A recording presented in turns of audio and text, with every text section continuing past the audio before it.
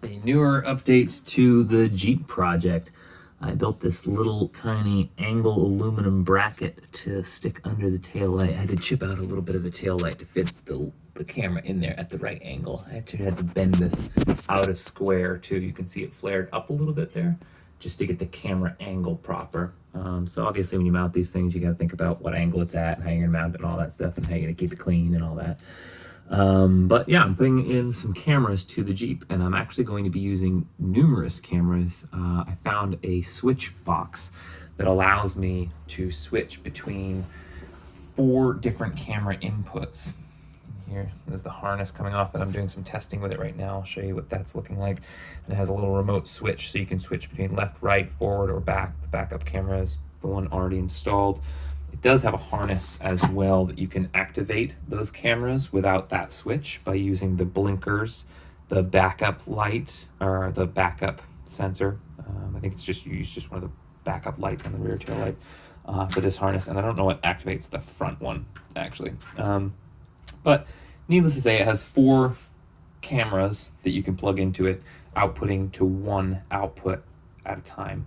It doubles that output, so I actually can have one of the doubled outputs run a little DVR to an SD card. So this is going to be wired to one of those 2 outputs, which you'll see here.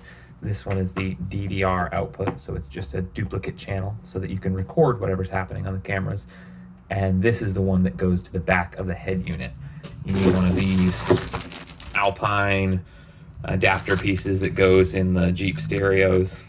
Those ones right there, 2007 and up, and those are all your Chrysler factory radio plugs. I also have the software JScan, which allows me to run the camera once I've set it all up. But I'm going to make it so that the cameras, when they're on, will just be whichever one I choose. So if I'm riding on the trails, I'll have better visibility approaching obstacles and things like that. It avoids having to have a spotter, or when you don't have a spotter, it helps a lot. I built that into my previous Jeep, but I sold that, unfortunately, to get this Jeep. So there up on the screen is that device plugged in up to this monitor here. And you can see my front, I didn't actually snip the cables on it. The cameras have on the back lead here, there are 2 little wires. If you cut one of them, it gets rid of the dotted lines that show where a parking space would be, and cut the other one, and the image actually mirrors, so it's inverted, so you're not looking at what a backup camera should show. I have not done that on this camera yet, but it is on the passenger side. It's just inverted and still has those lines. I actually used the lines to line up the tire and the angle for where I mount it. And those cameras are going to be mounted it's kind of dark out, so sorry about that. But there's the camera up there. It's mounted on a little screw that was pre-existing, holding this fender flare on. So I just took the original screw out, put a longer one in, and I built these aluminum brackets. They're mirror versions of one another, and they also have a slight flare to them.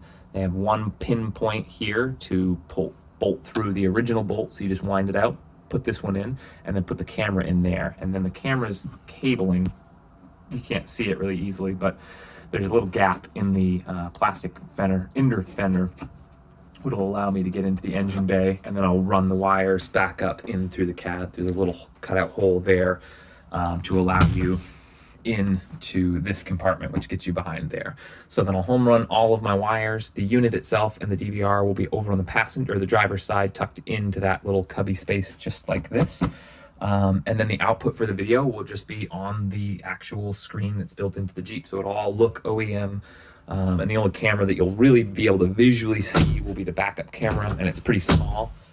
Then, as I did with my old Jeep, I'll put a third non-backup camera under the vehicle at about the midway point, probably a little bit closer to the back because this isn't a TJ, so I have a little bit more room to be considerate of. And I face it forward and I tilt it up so that I can see both of the front wheels as if this would be the view angle. So you can see both of your front wheels and where your pumpkin's gonna smash. So if you're going off-roading and you don't have someone to kind of guide you around obstacles, these kind of cameras can make a world of difference in getting the right placement and getting the right track. So this is the newest update to the Jeep project, and probably within the the weekend or maybe just thereafter, I should have it finished and able to display all of the different modes and stuff on the screen inside the Jeep. So that's it so far.